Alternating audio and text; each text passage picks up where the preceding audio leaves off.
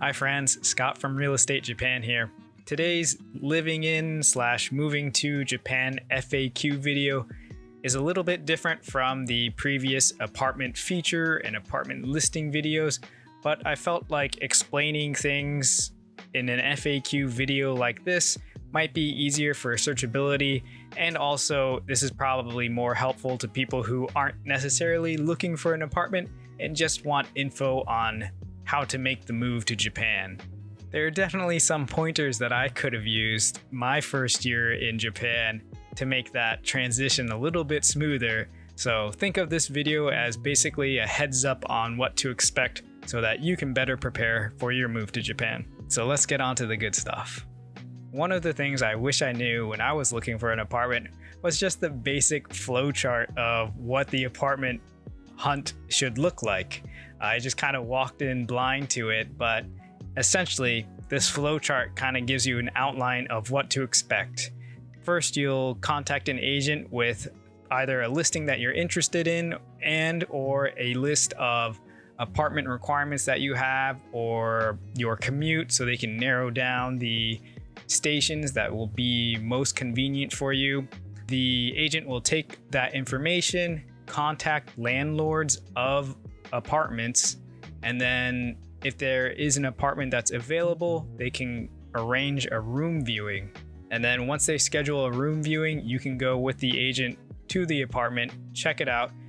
At this point, you can take pictures of the apartment, ask questions. After the room viewings, if you find an apartment that you really like, you can apply for it.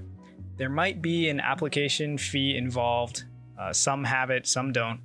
And then once the real estate agent processes the application, if your application is accepted, then you move on to payment of initial fees. And this includes deposit, first month's prorated rent, key money, agent fees, guarantor fees, any of that. So keep in mind that when you're moving to an apartment in Japan, it's not just first month's rent and a deposit. Key money, guarantor fee, agency fee, these things all add up and can make that first initial move-in fee pretty hefty depending on the property.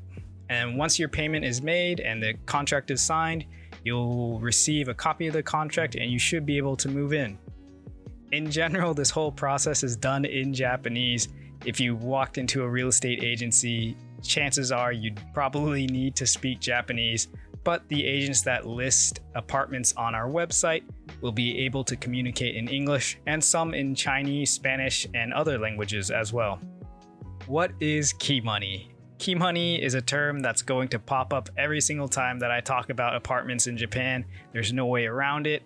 It's basically a gratuity that is paid to the landlord, and it's equal to usually 1 month, but it could range from half a month to 2 months or even more of rent. Key money is called reikin in Japanese, and it's a practice that started in the post-war era when there was a housing shortage and prospective tenants would pay a little bit of extra money to the landlords to make sure their application found its way to the top of the list. Paying key money is a practice that continues today, but not all apartments require it. About 35% of apartments in the Tokyo area don't require a key money payment. And if you're looking for apartments that have a low initial move-in fee, you're probably going to want to look into these no key money apartments. Here's another question that I often see on forums, or I see it in the form of a gripe about living in Japan as a foreigner. Can I be rejected for an apartment just for being a foreigner? Yes, unfortunately you can. Just straight up, the landlord can choose to deny renting the apartment to anybody, and that includes if the reason is they don't want to rent it to a foreigner. If this happens to you, don't let it get you down. There's plenty of apartments to look for in Japan. Just keep moving on. Even for me, when I was looking for my apartment, I was talking to my real estate agent, and he would call the landlord and he would ask if the apartment's still available, and then he would try to slip in, oh yeah, is it okay, he's a foreigner? And it seems like 50% of the time the conversation would end right there. But my real estate agent was a good guy. He would always vouch for me on my behalf. He would always say things like, oh, but he speaks Japanese, and well, he kind of looks Japanese too. But even in that case, landlords were still more or less half the time just they hear the word foreigner and they go, no, not allowed. So it's just part and parcel of living in Japan as a foreigner. Again, don't let it get you down. Just move on. There's other apartments that you can find that will meet your requirements. And this is just my experience trying to find an apartment in Tokyo. Not quite sure what that would be like if I tried to move somewhere outside of the city. So if you have experience with that, let me know in the comments below. Can I use my phone in Japan? Unlocked models of phones should be able to accept Japanese SIM cards and work with Japanese wireless carriers. I have to mention that if you want to use your phone as your transit card, international model Android phones generally won't be able to do this. The phone has to be built with Felica or Osaifu Keitai functionality, which is built into Japanese model phones, but usually not found in international model phones. Speaking from experience, I have an LG phone that's not a Japanese model phone. It works in Japan. I have a Japanese phone number. I use Japanese data, but I can't put my Suica transit card onto my phone. If you are an iPhone user, you'll be fine with an iPhone 8 or newer to download these transit card applications and use your phone as your transit card. Now, not being able to use your phone as a transit card isn't a matter of life or death, but it is information worth having if you're trying to make the move to Japan.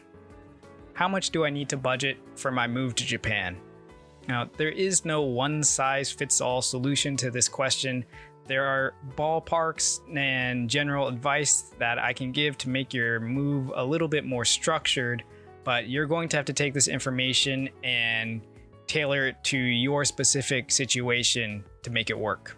It's worth mentioning that if you're working for a Japanese company, payday is generally once a month, usually on the 25th, and you won't get your first paycheck until after that first month that you've worked.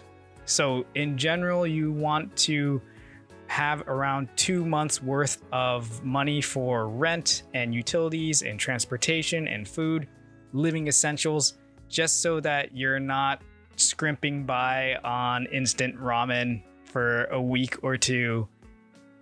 Not naming any names, but some people have gone through that.